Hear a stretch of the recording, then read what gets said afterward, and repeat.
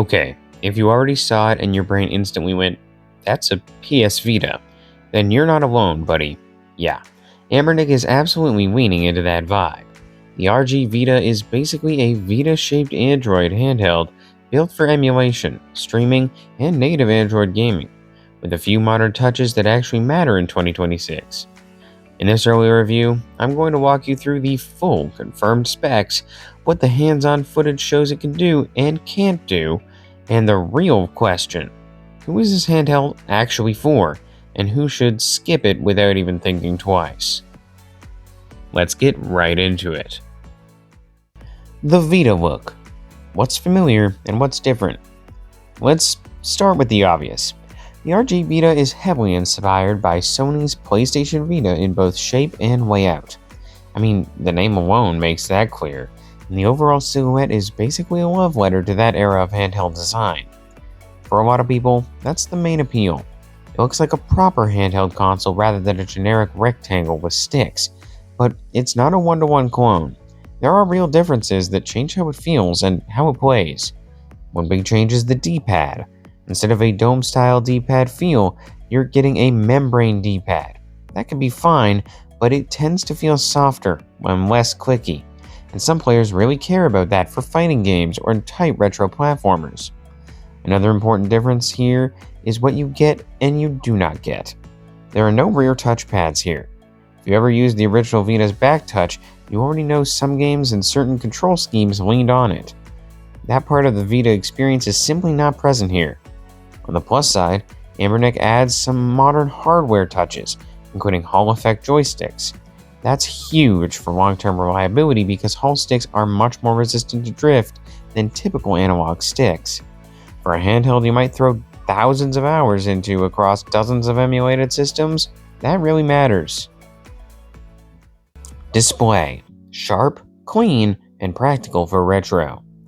The RG Vita uses a 5.46-inch IPS touchscreen with a 1280 by 720 resolution. In handheld terms, that's a sweet spot.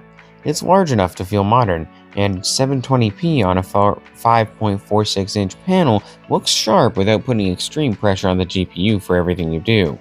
Yes, the original Vita had that OLED magic in its early model, and IPS is not OLED. But resolution and clarity matter a lot for emulation, especially when you're scaling up older systems. PSP, PS1, and most classic console libraries look great at 720p because you have room to apply integer scaling in many cases, or use clean-up scaling without making everything look like a blurry mess. The touchscreen also matters because this is Android. You're going to be navigating menus, launching apps, managing emulators, and sometimes using touch-based overlays or emulator UI. So, even if you never touch it in gameplay, it makes the overall experience less annoying. Confirmed core specs: what you're actually buying. Here's what's confirmed for the RG Vita hardware. It runs on Unisoc T618 processor, paired with 3 GB of RAM and 64 GB of storage. It also supports microSD expansion up to 2 TB, which is honestly exactly what you want on a retro handheld because libraries add up fast. You also get a 5000 mAh battery, Wi-Fi 5, Bluetooth 5, stereo speakers, and a 6-axis gyroscope. The operating system is Android 12. The T618 is an older, mid-tier chip in the handheld emulation scene. It is not a monster. It's not trying to be a Steam Deck competitor. It is the kind of chip that can be very good for PSP and below, and then starts getting into mixed results once you push it into heavier 6th generation consoles, depending on the emulator, the setting, and the specific game. Now, add the second limiter. The RG Vita is using 3 GB of RAM. In 2026, that is tight. For basic Android use, retro emulation, and most classic systems, you can still have a good time. But once you start stacking heavier emulators, texture packs, high-resolution hacks, and demanding Android titles, RAM becomes a ceiling you feel. So, going in, keep expectations disciplined. This is a value-oriented handheld with a premium, nostalgic design, not a raw performance beast. ports, connectivity, and day-to-day usability. The hands-on details show a microSD card slot and a headphone jack located at the bottom, which is great for practical use. The USB-C port is on the top. That USB-C placement is nice if you like charging while playing because the cable stays out of your grip. Wireless is Wi-Fi 5 and Bluetooth 5.0. That covers the basics well for streaming, wireless audio, and controllers. It also fits the identity of this handheld. The RG Vita is not just meant for offline emulation. It is also being positioned as a device you can stream to, cast from, and connect accessories to. Stereo speakers are included, and the 6-axis gyroscope is a cool extra. Motion controls can be useful in certain emulators and some Android games, even if it's not a primary selling point. Emulation claims versus reality. The most important section. Now let's talk about the part everyone cares about. What can it emulate, and how well? Anbernic has shown the RG Vita running games from a wide range of systems, and the company claims it can emulate PlayStation Vita, PS2, PSP, 3DS, Wii, PlayStation 1, Sega Saturn, Nintendo 64, Game Boy Advanced, Game Boy Classic, and more. That sounds insane on paper for a device with a T618 and 3GB of RAM, so the real story is in the hands-on testing. Based on the Fox early review, PS Vita emulation is mostly not viable. Gravity Rush is playable, which sounds exciting, but then the reality hits hard when other big Vita games like Killzone, Mercenary, and Uncharted Golden Abyss are unplayable. That's the practical takeaway. If you are buying this primarily to play PS Vita games, you're likely going to be disappointed.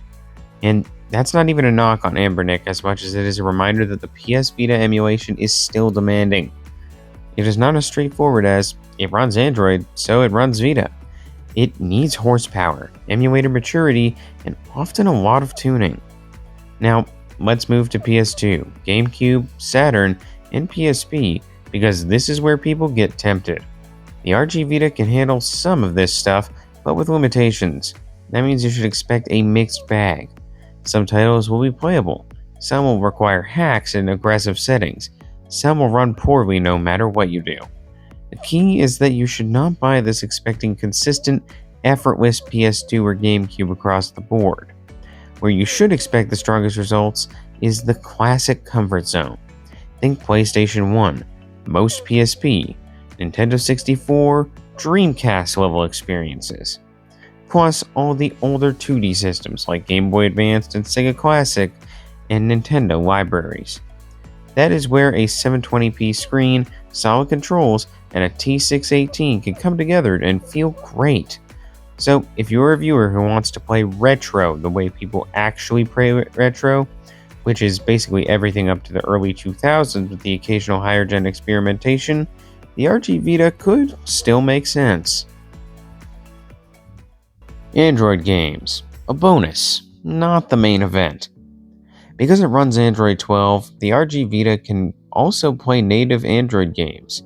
The official hands-on footage shows Android titles like Genshin Impact. Now, do not take that as a promise that you're going to max out settings and play smoothly like a flagship phone.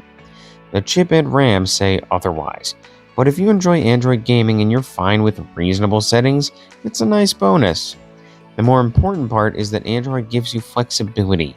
You can use different emulator front ends, tweak control mapping, install streaming apps, and customize the device to fit your workflow. So the Android layer is less about raw power and more about freedom. Streaming, casting, and multiplayer. Where it gets interesting. One of the coolest demonstrations is streaming. The RG Vita has shown streaming Forza Horizon 5 from a PC. That matters because streaming changes the handheld's value instantly. If you have a decent home network, you could turn a mid-tier handheld into a high-end experience by letting your PC do the heavy lifting. This also means you can potentially enjoy games that the handheld could never run locally, while still using that Vita-style portable form factor. It is basically the handheld screen and controls idea, but powered remotely. There is also mention of casting the handheld to a larger display and connecting multiple controllers for multiplayer. If that works smoothly, it turns the RG Vita into a tiny living room box when you want it to be.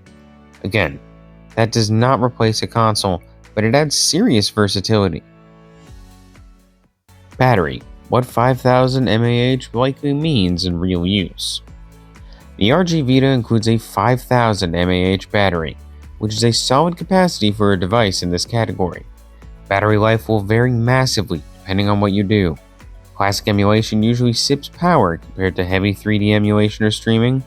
Android gaming can also be more demanding depending on the title. So here's the practical expectation. If your main use is classic emulation and PSP level workloads, you should get comfortably long sessions. If you push PlayStation 2 or stream a lot, expect the battery to drop faster. Still, the capacity suggests it should not feel like a constant charger hunt handheld. The reality check: what you should not expect. If you only remember one thing from this whole review, make it this. The RG Vita's look is not the same as Vita level performance. You should not expect most PS Vita games to be playable. You should not expect consistent PS2 and GameCube performance across the board. You also should not expect Android 12 and 3GB RAM to feel like a modern flagship Android handheld. What you should expect is a PS Vita-inspired Android handheld that could be excellent for classic libraries, good for a lot of PSP and older 3D systems, and capable of streaming modern games from a PC when you want a next-gen feel. Pricing is the missing piece. If this lands at a budget-friendly price, the compromises are easier to accept. If it lands too close to stronger handhelds, it becomes harder to justify. If you want a retro-first handheld with modern flexibility and you love that Vita shape, this could be a winner, assuming the price lands right.